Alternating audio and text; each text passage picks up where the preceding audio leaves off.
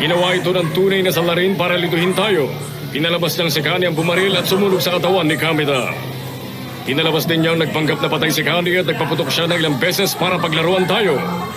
Pinalabas niyang binaril ni Kani ang dati niyang kasamahang si Guchirai. Pagkatapos gumawa siya ng paraan para isipin nating nag-suicide si Kani nang wala na siyang matatakbuhan para magtago. Hinayaan niya ring isipin natin na si Rakani at Saizo Kano ay isang tao lang. Nang sa ganon, lumabas na naghihiganti siya dahil sa pagtatraidor na ginawa sa kanya ng mga dating kasamahan niya 20 years ago. Kukala, Detective. Sinasabi mo bang ang salarin ay... Tama. Ginawa ito ng tunay na salarin para lituhin tayo.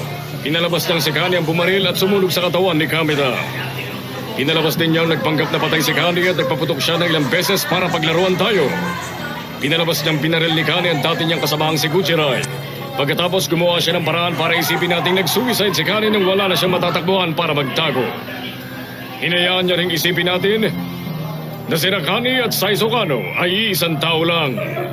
Nang sa ganon, lumabas na naghihiganti siya dahil sa pagtatraidor na ginawa sa kanya ng mga dating kasamahan niya 20 years ago. Kukala, Detective. Sinasabi mo bang ang salarin ay... Tama.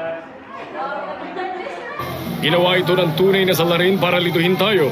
Pinalabas niyang si Kani ang bumaril at sumunog sa katawan ni Kamita. Pinalabas din niyang nagpanggap na patay si Kani at nagpaputok siya ng ilang beses para paglaruan tayo. Pinalabas niyang binaril ni Kani ang dati niyang kasamahang si Guchirai. Pagkatapos gumawa siya ng paraan para isipin nating nag-suicide si Kani nang wala na siyang matatakbuhan para magtago. Hinayaan niya ring isipin natin na si Rakani at Saizo Kano